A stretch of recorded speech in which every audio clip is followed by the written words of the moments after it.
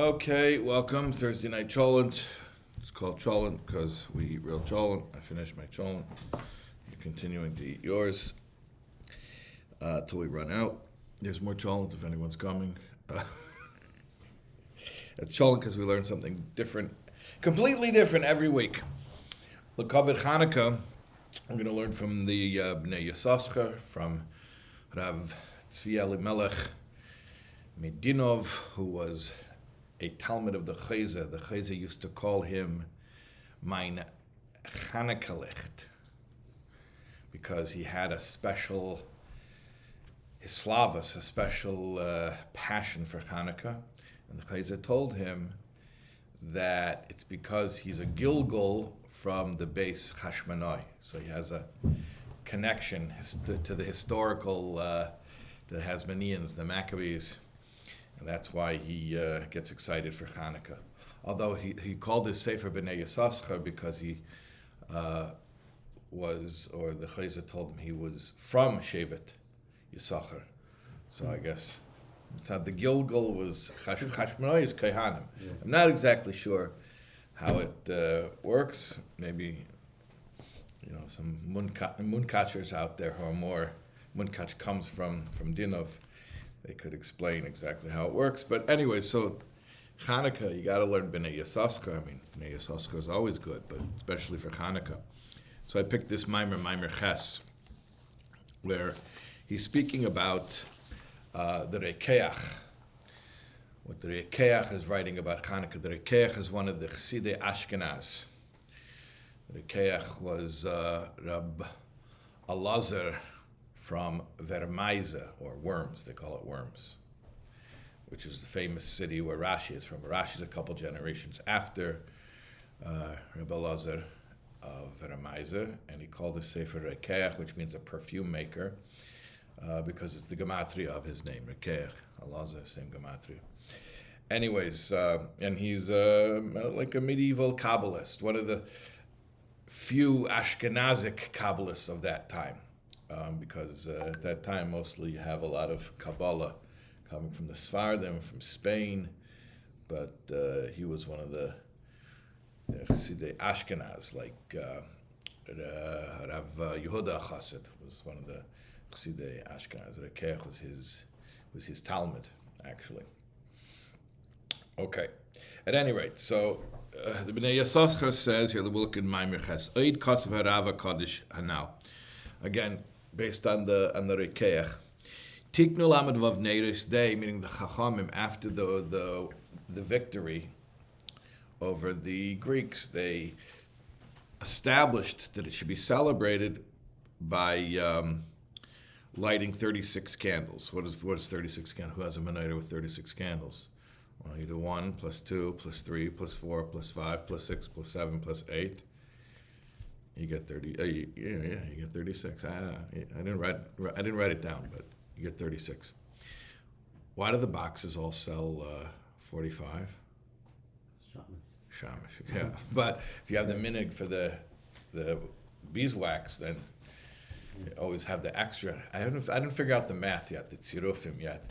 How many boxes of the oil do you need if you use the beeswax, the shaiva, shamish?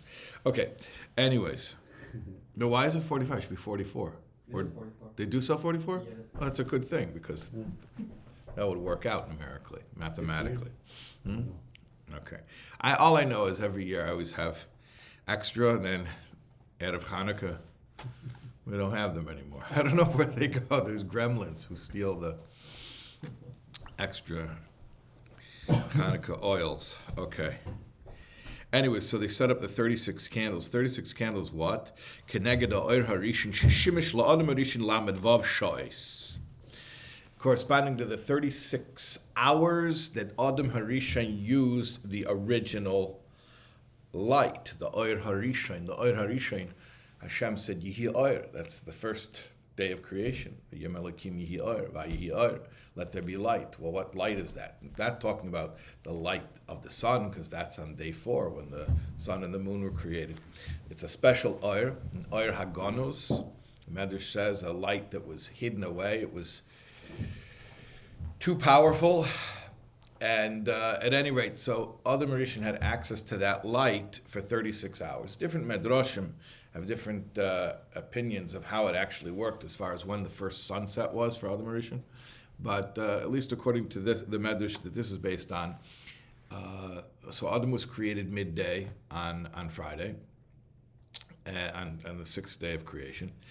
But apparently, there's different explanations, but according to the explanation, this is based on the sun didn't go down on Shabbos; it only went down Motzei Shabbos. So he had 12 hours of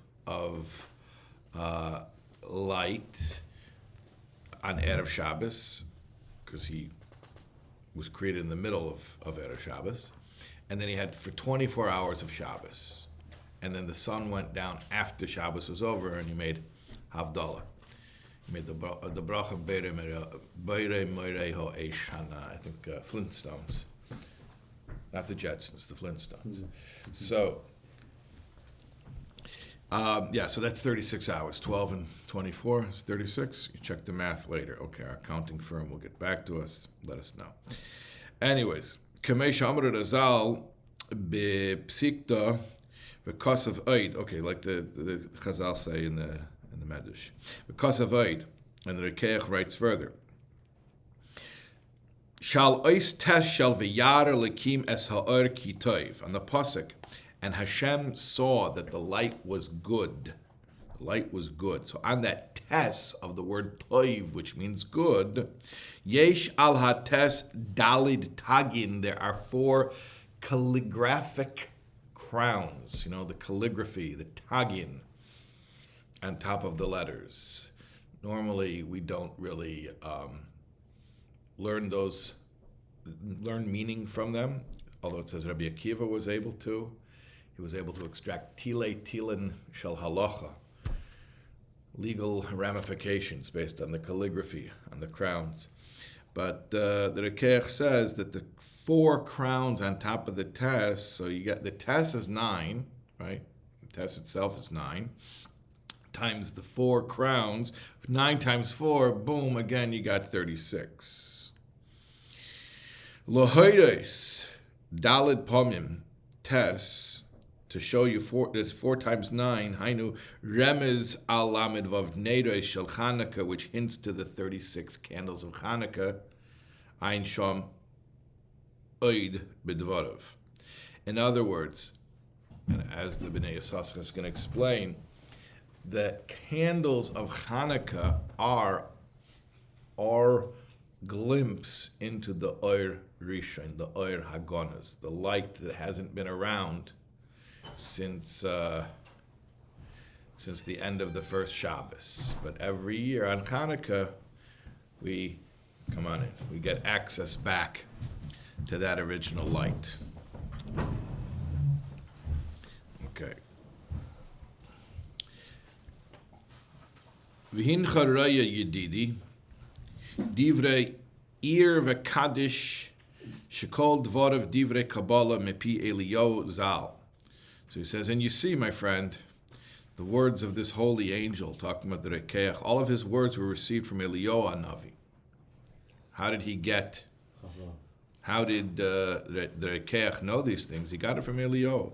B'chlal the Chassidei Ashkenaz were mechadish a lot of new things that you might say we don't have a Messiah for it. I mean, the whole tzavah of Yehuda Chassid are innovations. So where did they get it from? Okay, one way, Gilu Eliyahu. They had Elijah the prophet told them things. Amar shaha'aras hamitzvah ner Chanukah hu maha'aras eiragonas. The light of the Hanukkah menorah is the light, the original light that was too precious and was hidden away after the first Shabbos. Mamela tovin, kevin shibimei hanes bizman hachashmanoyim, dolka menorah ba'er shaloi keteva rak benes. So the light that was lighting after the first military victory, that was lighting miraculously, v'hine ha-menorah remuzah lechochmas ha-Torah, and the menorah is a symbol for the illumination, the enlightenment of Torah wisdom. which is alluded to by the idea of haroitze lehachakim yadrim umenoira bedorim. If you want to get wise, point southward, and the menorah is in the south. When we daven Shemoneh Esrei, we daven towards Yerushalayim, which generally where we live is east. But there are permutations there, a little like on a compass, you have what do they call the not the cardinal directions, but like so if you do east, let's say you're davening from here and you're davening east, but you do a little north type of orientation. Actually, that itself is east, and that's north. So you do like a that, So then you'll get rich, because you're davening the shulchan and the Beis Hamikdash was in the tzafon, was in the north. Shulchan is the symbol of sustenance, the table, the parnasa, the sustenance is on the table. So that's to get rich. But if you want to get wise, so you point a little to the south, because the menorah was in the south. And the menorah is light, which represents spiritual enlightenment, which is Chochmas HaTorah. Okay. Im Kain, that's based on the Gemara in Bava Basra. Im Kain, al korcha ha'oira ba min ha'oira gonas shenignas b'Torah.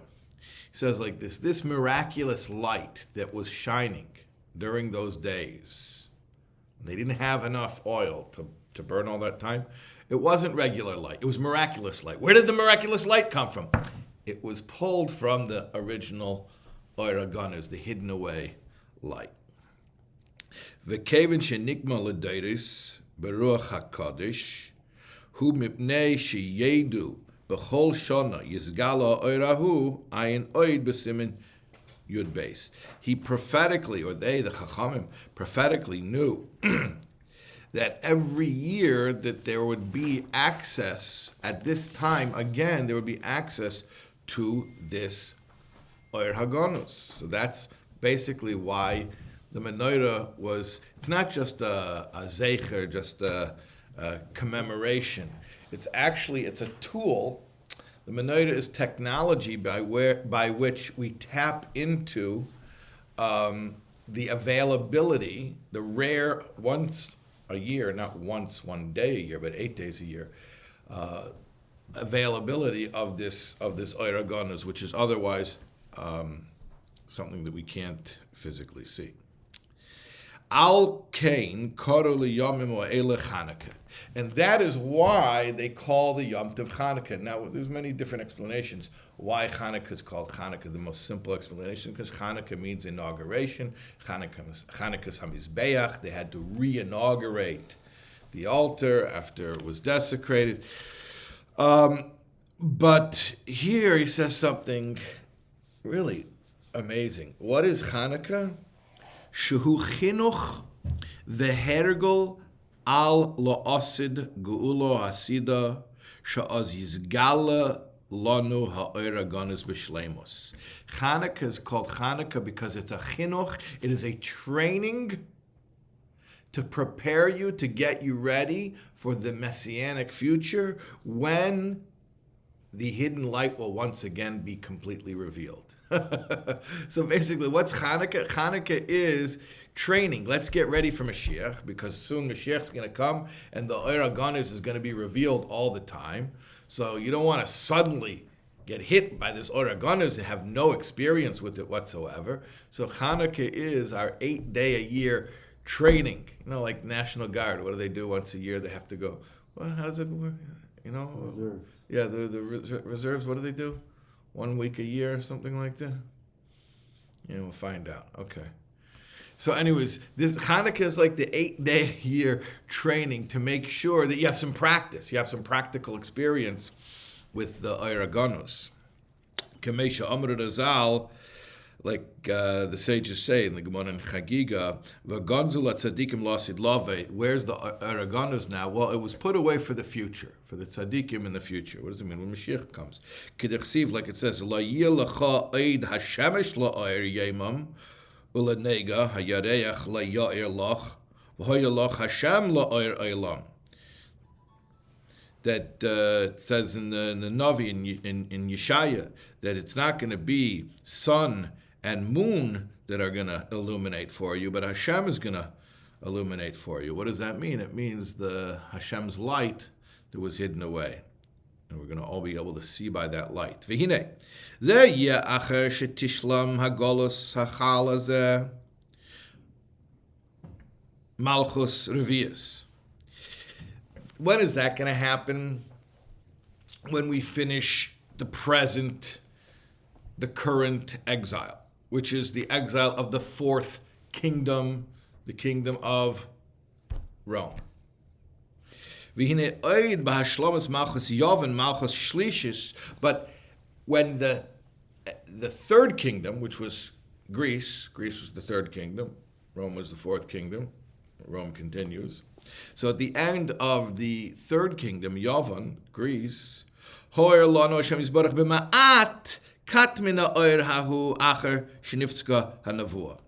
Hashem gave us a little peek, a little taste of that light. Why? He says to offset or to counterbalance the fact that when did Hanukkah take place? It took place in the post-prophetic era. Took place in the post-prophetic era, after the final Nevi'im.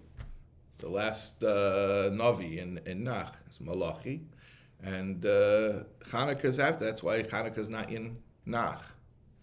Purim is in Nach. It's in the time of Esther was a prophetess. Daniel is he's also a prophet. The Gemara in Megillah speaks about how do we know that he was a prophet. But Hanukkah took place in the post-prophetic era. There was no more prophecy. So, to counterbalance that, the fact that there was no more prophecy, Hashem said, you know what? I'll give them a little oir hagonas. I'll give them a little shine of that light. And that was the light that was shining on the menorah for those miraculous days. Bichdei sheyamid lanu ha'oirahu b'golus hachal hazeh b'makim nevuah. That light should stand instead for us of the nevuah that we lost. That we'll have that as a replacement during our exile. We know that Adam Arishan, how did he use the Oiraganas? With the Oiraganas, you could see very clearly with the Oiraganas. Adam Arishan was able to stare from one side of the world to the other. He knew everything that was going on in the entire world. Does that mean physically, or does it mean a consciousness? Either way, what it means is that with this light, you can know everything in the world. So a prophet was able to know what's going on, was able to have vision to see what's going on. Then that stopped. You didn't have that. Okay, so we have a little bit, once a year, we have a taste of that light again. Okay, now, let's continue here. Al ke nikra ner Chanukah. That's why it's called ner Chanukah. Ner chinuch vehergul la'oir oilam b'geula ha'asida she'yisgala oiraganas. It's called a ner Chanukah. Call it a training candle, a practice candle, an educational candle. Ner Chanukah means a candle that is mechanech you, that trains you for getting used to having access to the light of redemption that's going to be revealed in the future. Nemar Bey Yehi Or, of which it says about this light, Yehi Or, on the first day of creation, let there be light.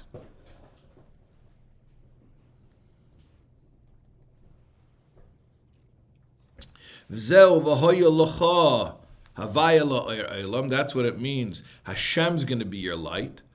Hainu Hashem havaya.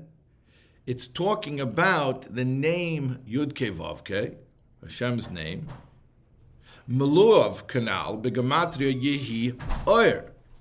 that when you spell out, when you spell out the name Havaya, Yud Kei Vav Kei, but you spell each letter as a word. So you spell the letter Yud as Yud Vav Dalet, and you spell Hey. Well, there's different ways of spelling Hey. You could spell it Hey, Hey, or Hey Aleph, or Hey Yud. That's how you get the different miluyim, the different shemais.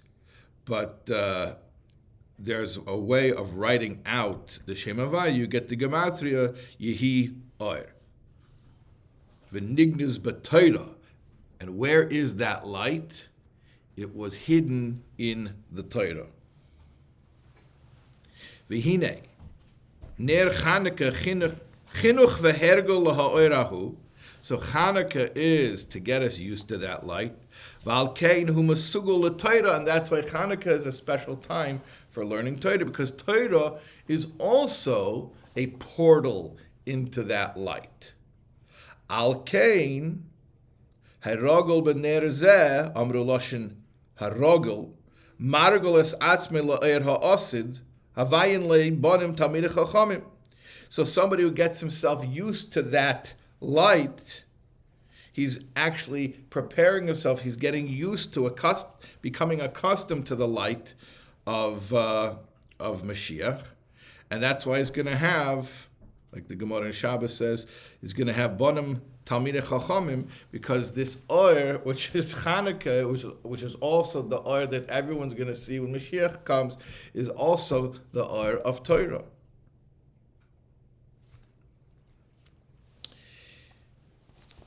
Explaining this mimer, I think, maybe not in this mimer, he explains the idea of Chochem Adif Minavi, that maybe it's coming up. There's a few Maimorim in this section who speak about similar concepts, but he says Chochem Adif. There's a concept Chochem Adif Minavi, that a Chochem is greater than a Navi. So the Alter Rebbe speaks about it in Igeres Kodesh. He says, how come the Arizal says that Nevuos Moshe Rabbeinu was from Netzach and Hoid of Atzilus, but then the Arizal is writing about levels much higher than that, even higher levels higher than Atzilus itself, even levels pre-Hishtalshlus. So he says, because the difference between Chochem and Nevuah, Chochem Adif Menavi. A Navi sees something, it's shown to him. He can only see a certain. You can only take a certain level of revelation, which is why, for instance, Hashem tells Moshe Rabbeinu, you can't see my face, you can only see my back, whatever that means metaphorically. But it means that when you're dealing with Nevuah, there's a certain capacity, and that's it. You can't surpass that. But Chochem Adif Menavi, that with Torah you can see these things. So Torah, why is Torah this clarity, this ability to see, literally not just from one end, Misayfa Olam Ad Saifa, from one end of the physical world to the other, but all Olamais, to see all of Seder Shtalshlus and beyond, and above Seder Shtalshlus, because it's this special light, which is Adif Menavi. It's greater than the light of Nevuah. The light of Torah is greater than the light of Nevuah. Isn't it worth the sense like Chachma, like a comprehension is a lower level of perception of something than seeing it, so you could reach higher levels, but it's not with the same amount of, you're not exposed to it to the same extent as seeing, because it's more like hearing centered type of exposure. When you're studying something, you can study it not because you're getting the same amount of exposure as if you're seeing it, but since it's a lower level of exposure, you can be exposed to higher levels. Meaning it's abstract, right? So that's what allows you to see it. Yeah, are you talking about what in the Igeres Kodesh? What the Alter Rebbe says? It's not re'iyah when you're understanding something. Not that you're seeing it. Right, because it's abstract. It's chokhmah. It's not your physical. The Navi's not physically seeing it either, but it's compared to physical sight. Where like if you see something too bright, it'll be too much for you. Right, precisely because he has Yedias HaMetzias, not Hasagas HaMahus, so he's able to go much more. He's able to experience much more. But in Hochinami, it's related to this idea. But that's what Torah is. Torah is Torah's not a picture book. I mean, maybe you learn I remember when I learned Treifus for Smicha, we had pictures of different organs and stuff. But Torah's not a picture book, it's concepts. I mean, primarily it's abstract concepts. But because it's abstraction, it's ideas, so you can understand things that are deeper than what you could look at or even visualize. It's the same concept there. Same idea. Rav Steinsalz Shalom, he said that somebody who learns the Gemara and he thinks that it's talking about an ox or a donkey, he's the ox.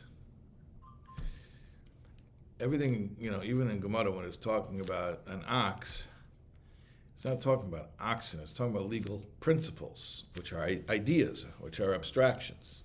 So the fact that you're learning abstraction, you're learning ideas, not things. Not you're pointing at an object. Give me that piece of cake.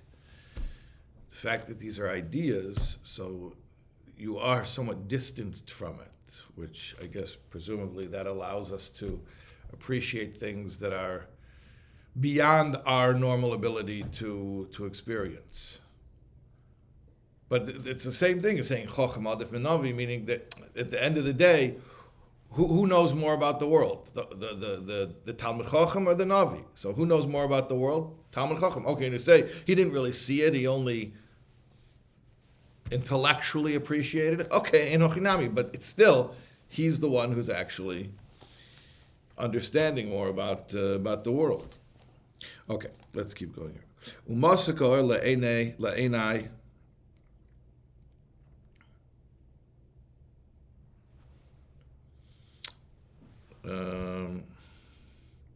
Achrei royai b'divrei harava kodesh hanal kosov. Yeah, okay. Going back to the Rekeach.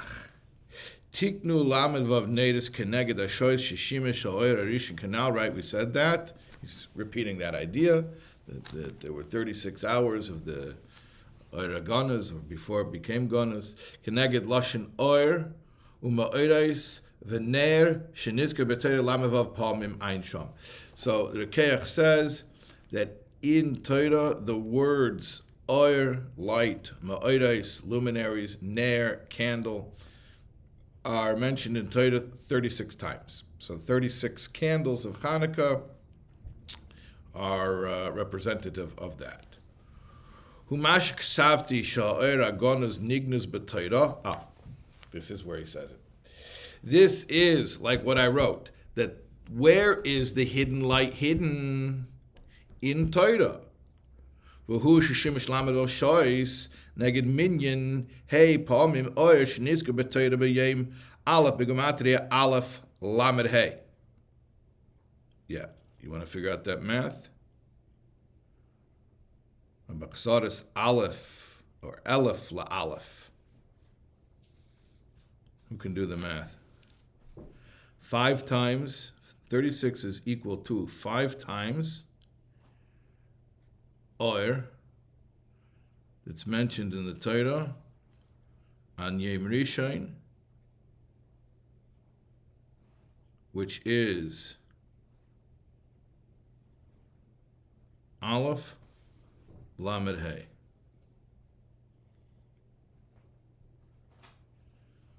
Oh, yes. You see how to do the math? Well, 5 times 207 is 1,035. 5 times 207, oyer is 207. Times 5 is So 5 times 207, 1,035. 1,035. Which is Aleph. So 1,000 is represented by the Aleph, Right. and then the 237. No, I mean sorry, 35. and then 35 is a Lamed Hey, Right. And So so there you- 1,035. and so you got the 1,035 Aleph Lamed Hey, and you get the 36. Then we're back to the Lamed Vav, which is the 36 hours that Adam had access to the light, which is the 36 candles that we light over the 8 days of Hanukkah. Yeah, everyone followed that? I got that for about 2 seconds. Right? What's the significance of Hey Palm Meir? Because in the first day of creation, it mentions Oyer 5 times. That's why it gets the number 5. So it mentions Oyer 5 times. So Oyer, light, is Aleph Vav Reish, which is 207. It's also the gematria of Raz, mystery, because the Baal Shem Tov said anyone who knows, who has the Oyer of Torah, he knows the mysteries of the world. So 207, let's do it again. 207, Oyer, 207, mentioned 5 times on the first day of creation. 5 times 207, 1,035. 1,000 is represented by the letter Aleph. 35 is Lamed Hey. So you have Aleph and Lamed Hey. You have Hev again, the Lamed Vav, the 36. And that's the 36 hours and the 36 candles. Excellent. Appreciate the accounting.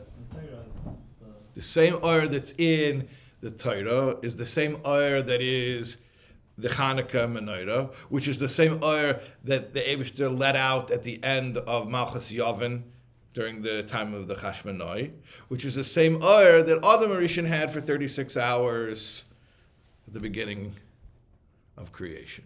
It's all the same Oyer. Yeah. He also mentions the Soida Kos of Eicha Yirdeif Echad Aleph. How can one person pursue 1,000? How can one pursue 1,000? That's not normal, such numbers. So it says that's Eicha Yirdeif Echad Aleph is representing that idea as well. Hine heim Eile begematria lamed vav. Eile is also Aleph lamed hey is also lamed vav. V'hine nignas b'Torah, and this light was hidden in the Torah. Ksheratza yavonim levatel Torah. So when the Greeks wanted to tear us away from Torah, and as we know, they were opposed not to the study of Torah as an academic discipline, but the Kedusha of Torah. They wanted to tear us away from the Kedusha of Torah. Asher ba oir hagonus halazeh. What were they trying to do? They were trying to tear us away from the Torah, which gives us access to the hidden light. Hine, Hashem Yisbarach, Hisneisis lahoyer lahem bener mitzvah Torah oir. So Hashem says, hey, you want to try to take us away from the Torah, which gives us access to light? I'm going to give you light. I'm going to shine the light, which was the Ness of the Menorah, the Shaman. Who oira Torah min ha'aris oir hagonus, which is also synonymous with the oir of Torah, which they wanted to tear us away from. Val kein nizker b'Torah lamed vav pamim oir v'ner uma'eres kanal. And that's why the words light and luminaries and candle are mentioned 36 times in Torah. Valkein tiknu lamav neiras, and that's why we have 36 candles. Ashrei ha'am shekacha lai. Fortunate is the nation whose lot is such. Shekacha lai. That they have this. Lai is the possessive pronoun. To him. Or fortunate is the nation to whom is such. So Lai, Lamed Vav, 36. Yeah. Right, if you're saying it's the same era that's in Torah, so then what's the Malah and Chanukah nearest? But saying before Chacham Adif Manavi, you're telling me that the whole year we have Knesset Saga. We have to and learn Chanukah Torah all year. gives it us in a sense of Riyah. So you can actually look at the Chanukah nearest. Right, but exactly. Because the Menorah you could actually see. It's an actual light. So then you have the mashal and the nimshal. You have a physical embodiment of that light. I want to mention to everybody, by the way, the importance of Hanukkah Gelt. Just mention something from the Lubavitcher Rebbe. He learns the Rambam Mishnah Torah says a little history, short little history about the Yavanim Pashtu Yadim Memeinim Shel Yisrael. They set forth their hands against the wealth of the Jewish people. So the Rebbe asks, what's with the poetry? If they stole it, say gonvu. Say they stole it. Say they vandalized it. Pashdu yodam b'mamayinam shal Yisrael. They set forth their hand upon Jewish possessions.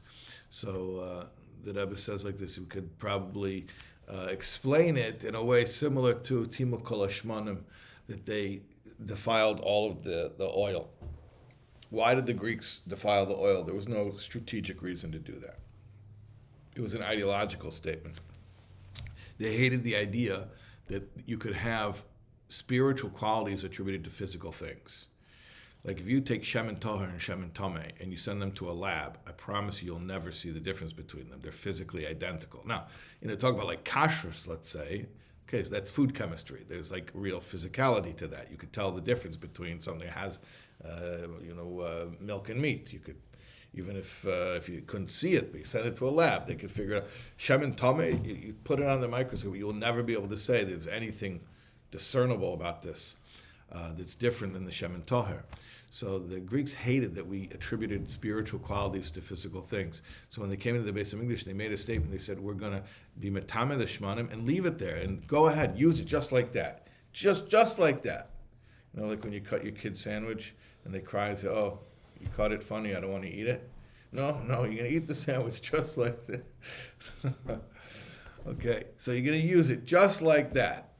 Just like that.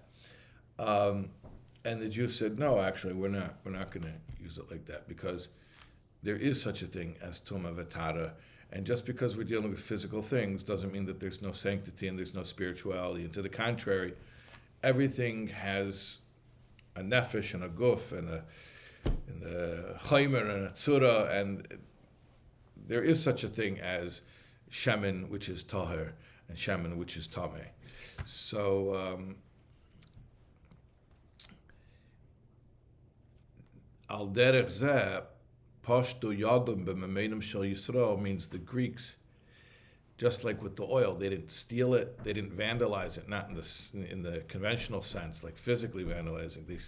They said, here, we're going to be metameh the shemen and then leave it for you to use it. Use it in an impure state, because there's no reason why it should be any problem. There's nothing wrong with using shemen tameh. So the same thing, pashtu yadim b'memeinim shel Yisrael. They reached out their hand, they set forth, they touched the Jewish wealth. They gave it a Greek touch. In other words, they were metameh Jewish wealth. They didn't take it, they didn't confiscate it, they didn't vandalize it. They said, you keep it, but just promise me one thing, buy yourself something pretty. Don't try to sanctify this. This is money, it's just material, just keep it material. Go out and eat food and enjoy, like buy a car, but don't try to sanctify it. Please, you can't do that. There's no such thing. If it's physical, it's physical. That's it. And we said, no.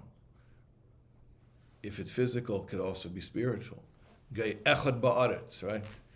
Mikamcha Yisrael gay echad ba'aretz. We are the nation that brings echad, oneness of Hashem, into aretz, into physicality. In fact, that is the oneness of Hashem.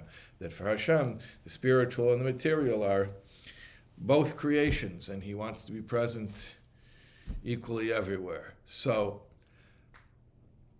how do we celebrate the fact that we sanctify the physicality and we insist that material things can and must be holy? By giving Hanukkah geld. When we give money to kids, we say, here, take this money. And we make that into a mitzvah. That is, that's how we celebrate our freedom. We won. They tried to kill us. How's it go? They tried to kill us. What's the thing? They fought us, we won, let's eat. Yeah, exactly. How's it go? They tried to kill us, we won, let's eat. They tried to kill us, we won, let's eat. That's right. Okay.